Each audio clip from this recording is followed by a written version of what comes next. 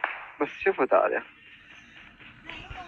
لا يا زنوة انت قلت هنا انزل رجع مدستني يا زنوة.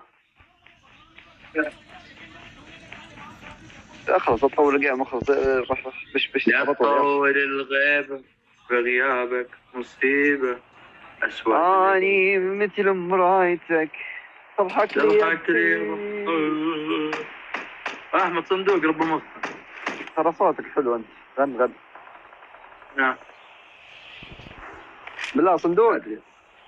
اي والله. كم باقي انا؟ 3990. طيب تعال خلنا نحسب فيها.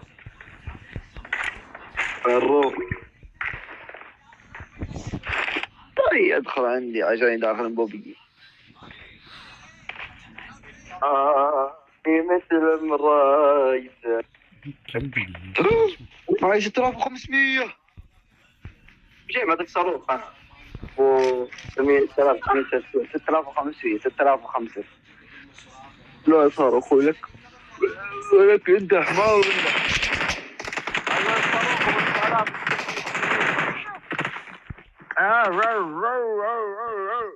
نبح الكلاب. Please recall me. Your teammates can still recall you. يا ليلة الفكوك يا هزاع اخلص بش. كل مرة مايته. Fall back. مات